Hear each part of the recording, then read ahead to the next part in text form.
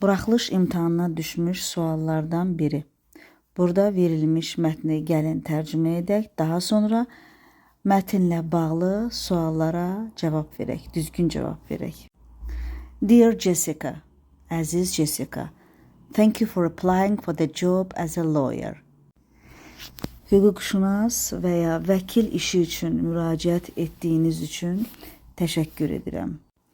We would like to invite you for an interview at 11 a.m. on Tuesday, September 21st at our office. Biz sizi 21 sentyabr çərşənbə axşamı səhər saat 11-də müsahibə üçün ofisimizə dəvət etmək istərdik. You will meet with the head of our company, Emily White, and the interview will last for about 45 minutes.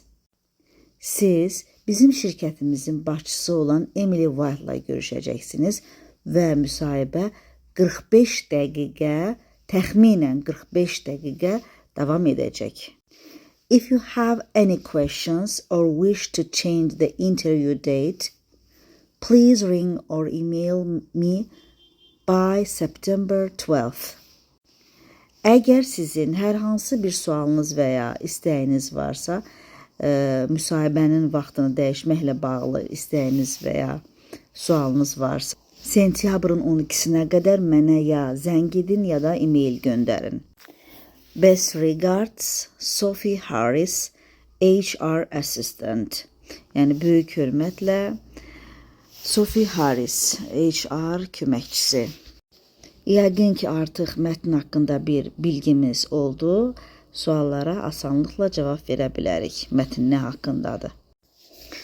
A variantında belə yazılıb. The job interview will last less than half an hour. Yəni iş müsahibəsi yarım saatdan az davam edəcək. Will last.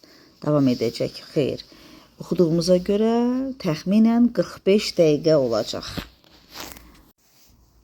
B variantında Jessica applied for the job as the head of the company. Yəni Jessica şirkətin başçısı kimi, yəni o vəzifə üçün müraciət etmişdi. Xeyr. O hüquqşünas və ya vəkil kimi müraciət etmişdi. C variantı Emily White will meet with Sophia Harris if Jessica changes the interview date.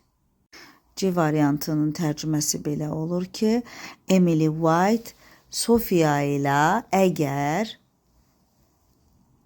Jessica müsahibə vaxtını dəyişsə görüşəcək. Yəni şirkətin başçısı Sophia ilə, yəni HR köməkçisi ilə görüşəcək. Hansı halda? O halda ki, Jessica müsahibə vaxtını dəyişir. Xeyr, bu haqda heç bir məlumat yoxdur mətndə.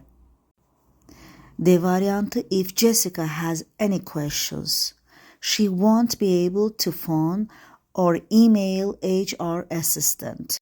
Yəni, əgər Jessica'nın hər hansı bir sualı varsa, o zəng eləyə bilməz və e-mail göndərə bilməz HR köməkçisinə. Xeyr, tam da bunun əksini biz bayaq oxuyub tərcümə etdik. Və nəhayət sonuncu variant Jessica is invited to the interview on September 21st. Çox açıq, aydın şəkildə yazılıb ki, Jessica 21 sentyabrda müsahibə üçün dəvət olunur. Bəli, həqiqətən də tarix birinci verilmişdi. Dəqiq tarix çox asan bir cavab oldu. Düzgün cavab bu variantdır.